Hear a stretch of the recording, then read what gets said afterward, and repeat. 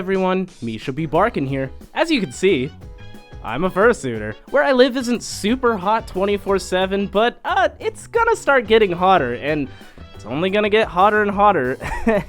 Thanks, climate change. I recently went to a pride parade in a nearby city and ended up suiting for almost 4 hours straight in direct sunlight, and I ended up just fine. Truth be told, I'm not someone who handles the heat very well. Usually like once per summer, I forget to drink enough water, and I end up exhausted and in my bed for the rest of the day, and don't do that. More info on that later. So how did I do it? Because, well, wearing a giant carpet and a foam dog head isn't exactly the coolest hobby, in more ways than one. Lucky for you, I have 5 tips to help you stay cool when suiting this summer. And hey, Anthrocon's next week, so you gotta be able to suit comfortably in order for us to take pictures together. Number 1 is regarding wearing something under the suit, such as Under Armour or a balaclava. I personally don't wear much Under Armour when suiting, but I also don't have a full suit, so that mostly applies to them and not the partial suiters, but you know. That being said, the balaclava was life-changing for me, oh my god. I used to think it didn't make much of a difference, but I think it was my friend Quinn that gave me a balaclava at Furlandia, and let me tell you, I am a firm believer now. I am balaclava all the way, man. Unsurprisingly, you sweat when you suit. I know it's gross, but the balaclava helps to soak that up before it soaks into your suit head, so all of that sweat ends up in the fabric that you can just take right off instead of in the foam that will stay there for a good bit and just keep getting more and more stinky, and yeah, just go with the balaclava.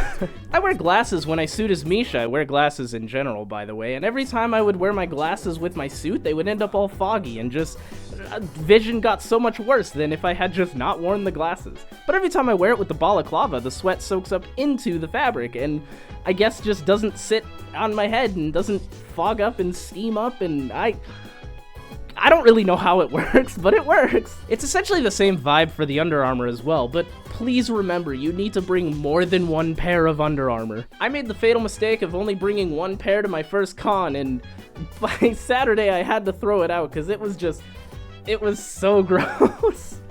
It's essentially underwear for your suit, hence Under Armour. So like, you change your underwear every day, so you gotta change the Under Armour every day.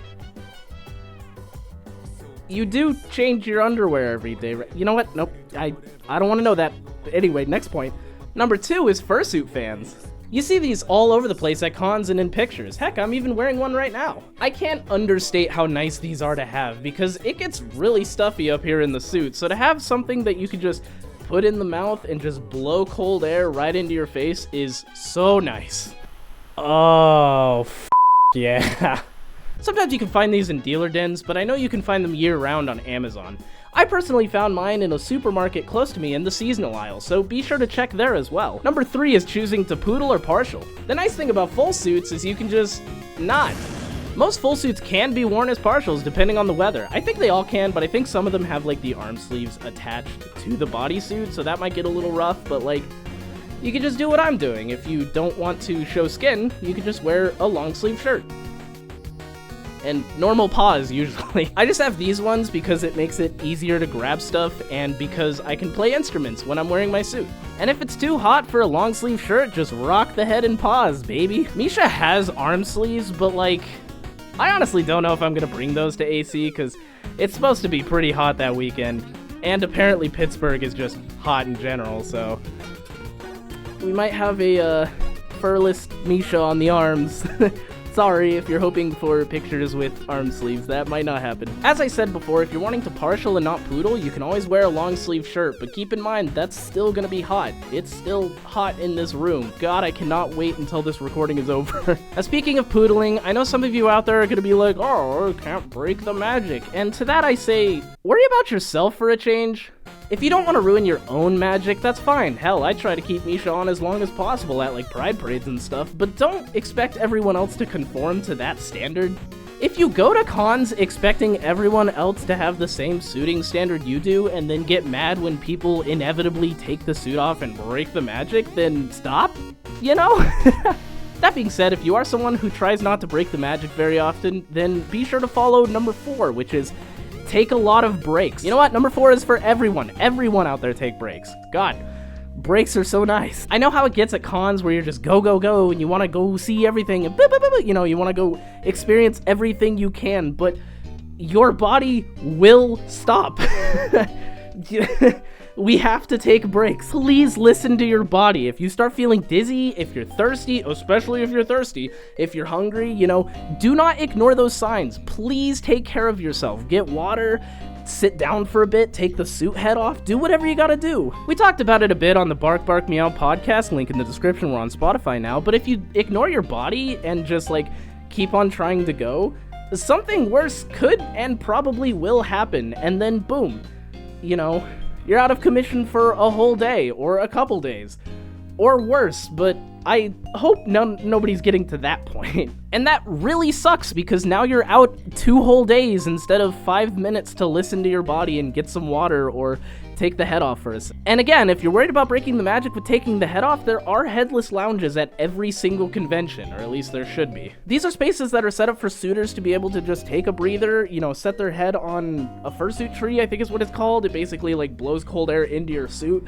It's so nice. And the general consensus is you're not supposed to take pictures in there. Apparently that's been kind of an issue lately, so if you're watching this video, no pictures in the headless lounge. Don't do that. Not okay. That hasn't been okay for a while now. I think it's been one of those unsung rules, but don't.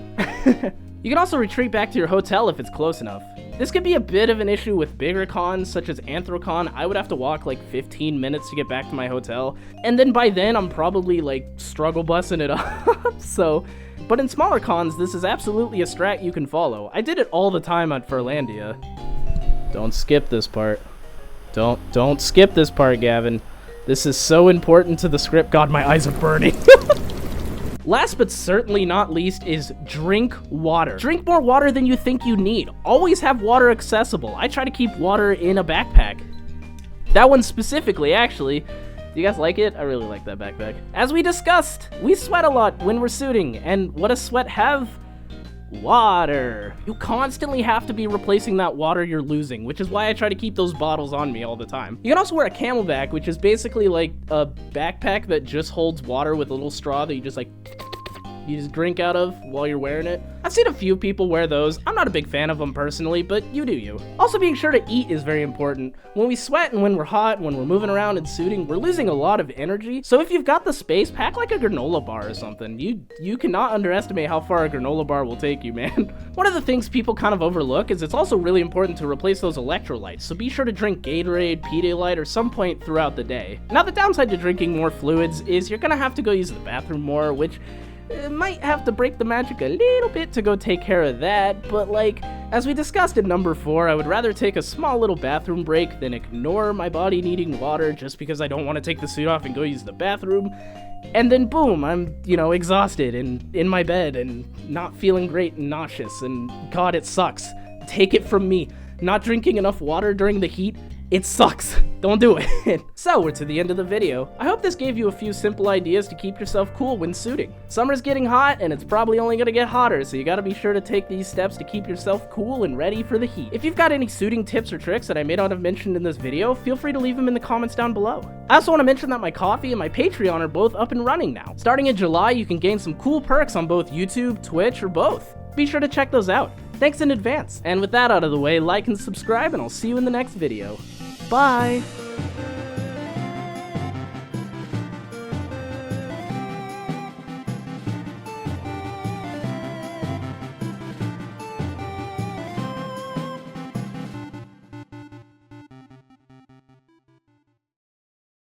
Oh, I'm free.